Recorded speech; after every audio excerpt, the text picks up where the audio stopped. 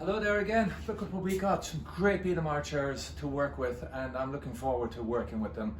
Biedermeier furniture, for you to know, is a period in Austria and Germany just after the Napoleonic Wars from 1814 to 1830. Biedermeier came into being. Biedermeier is not a name of a cabinet maker. It's an overall term given to this style of period of furniture. Bieder means German for plain, and Meier is a common name in Germany, Austria. So Bieder meaning without attitude, without pretentiousness. So and of course Biedermeier takes its style from English Regency and French Empire.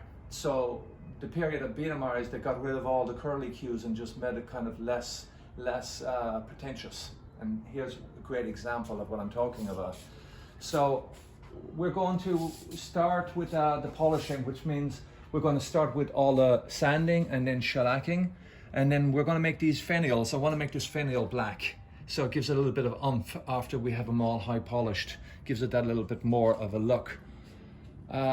Secondly, if you look at all the veneers, these are all veneers that are all going in the elongated version. Beautiful, they're thick veneers on a beech understructure.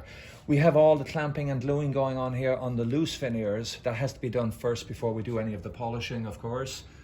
And then we have the upholstery to be done on these chairs. This is what's on here. They're pretty good, but behind it is the cross webbing, and we have the horsehair underneath, which is a plus. And helicopters. That's it.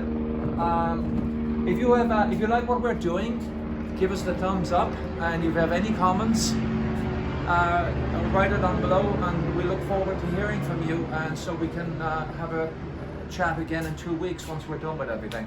Thanks very much. See you soon. Bye.